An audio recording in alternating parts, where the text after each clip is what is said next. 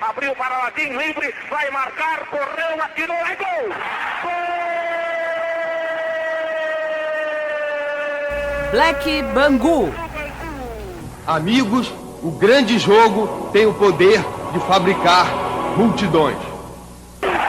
Em 14 de maio de 1905, um time de futebol colocaria pela primeira vez em seus quadros um jogador negro. Um dos maiores espetáculos da Terra. Eu, como diretora mulher, acho importante trazer uma história universal. Numa linguagem documental, numa linguagem de arquivo, numa linguagem com entrevistas. A história de Carregal, de um homem brasileiro que veste a camisa do Bangu, porque foi o primeiro time a abrir esse lugar. Esse recorte é um recorte universal.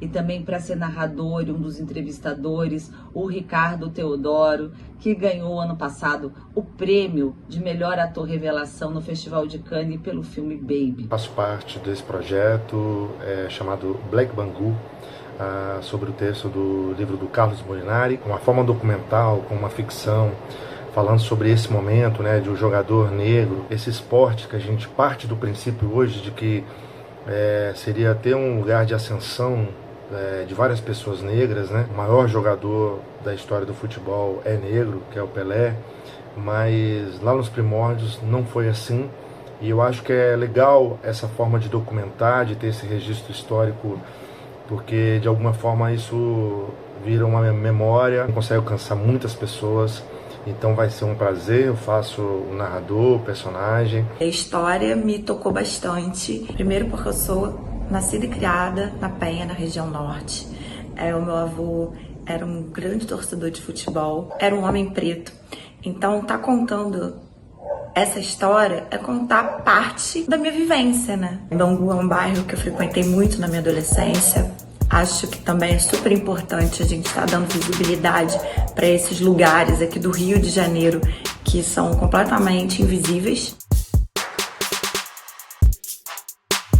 Foi muito forte durante essa pesquisa em 2017, a gente pôde entrar em contato de uma história de um historiador, do Carlos Molinari, nascido e criado em Bangu. Sou jornalista, sou historiador e sou autor do livro Nós é que Somos Banguenses, que conta a história do time do Bangu. E para fazer essa parceria de roteiro, de pensamento, eu chamei a Camila de Moraes, diretora do documentário O Caso do Homem Errado. Um homem preto foi preso erroneamente. A polícia não pode confundir um cidadão. Ninguém vai num bairro rico confundir um empresário com um ladrão. E o que mais tem lá é isso. Acredito muito no potencial do filme. Acho que é um filme que a gente vai investir numa primeira janela em festivais, mas depois a gente vai lançar ele em cinema, vai trabalhar no streaming, vem trazendo essa cartografia de um Rio de Janeiro menos conhecido, que é o Rio de Janeiro menos favorecido. Nossa bandeira é nosso símbolo, dos banguenses, glória e tradição. O branco representa... A iniciativa pioneira coube ao Bangu, em uma partida amistosa contra o Fluminense, no improvisado campo que existia na fábrica de tecidos. Nosso prestígio firmou-se de norte a sul. E dentro desse livro eu trago a história de Francisco Carregal. Quem foi ele? Ele foi o primeiro jogador negro a ingressar num clube de futebol do país.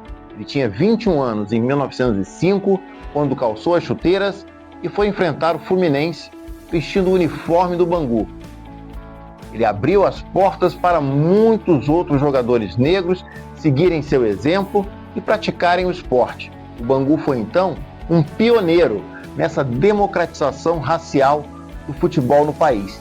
E agora eu queria que essa história toda virasse um documentário. Eu acredito que Ana Karina de Carvalho e o Márcio de Andrade, que já fizeram festivais, filmes, eles têm toda a capacidade para tocar esse projeto à frente, fazer um documentário, inclusive indo ao bairro de Bangu, gravar com as pessoas, trazer essa história que está lá embaixo à tona e contar plenamente a história do pioneirismo de Francisco Carregal nas telas. A gente já está aí com uma equipe potente querendo contar a história do Carregal, a história do Bangu, e é um pouco da história do nosso país e da nossa cultura.